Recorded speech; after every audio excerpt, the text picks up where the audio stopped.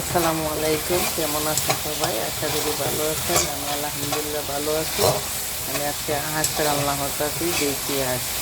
তো এখানে আমি আদা, রসুন, জিরা, দারচিনি, এলাচি, গরম মশলা, হলুদ, মরিচ, যা যা লাগে মশলা সব কিছুই দিচ্ছি।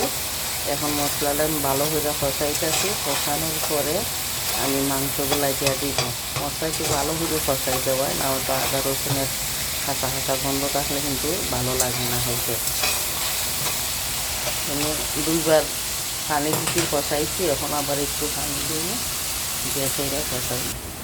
আবার একটু পানি দিলাম, এটা কষাইতেছি। এই পানিটা শুকাইয়া ছাড়লে পরে আমি মাংস দিব।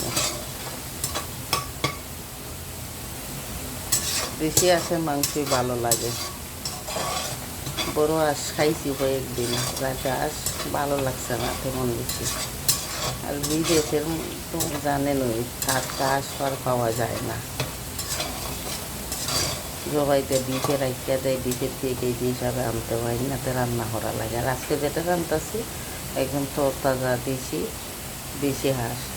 এক ভাই বাংলাদেশে গেছিলো, বাংলাদেশ থেকে আসার সময় হাঁসটা নিয়ে আসছে একটু হলুদ মরিচ দিয়া সিদ্ধ করে নিয়ে আসছে আর কি, কষাইয়া নিয়ে আসছে। মানে এইটাও আমি রান্না করবো, এর লাগে কেন সব যাতে মশলাই দিয়ে ভালো করে কষাই নিচ্ছি।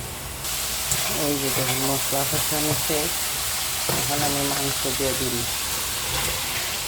এই যে দেখছি দেশের থেকে এইভাবে আলকা একটু কষাইয়া নিয়ে আসছে। আরেকদিন খাওয়া হয়েছে, এক বক্সা ছিল, বড় বক্সে, এক বক্সা ছিল।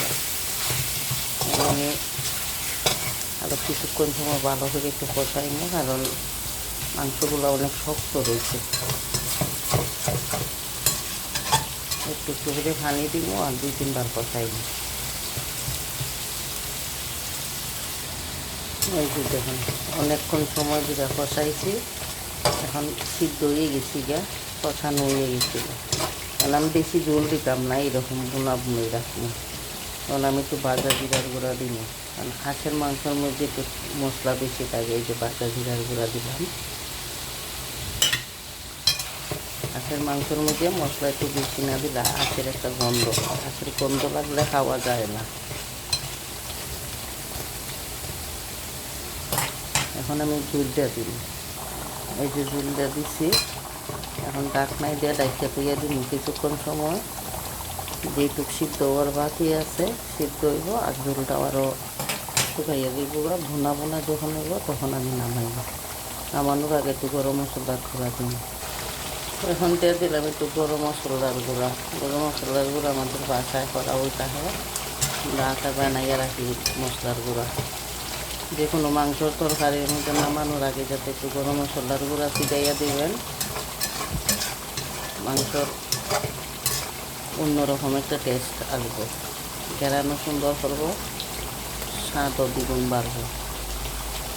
দেখছেন ঝোলটা আর একটু শুকাইমো, শুকানোর পরে নামাই নিব।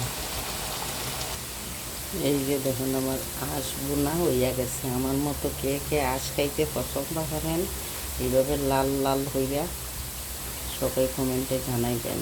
আমি কিন্তু জাল জাল হইয়া ভুনা হচ্ছে, দেখছেন এই কালারটা একদম লাল হয়েছে। রেসিপিটা কেমন হয়েছে সবাই কমেন্টে জানাইবেন। ভালো থাকেন, সুস্থ থাকেন, আল্লাহ হাফেজ।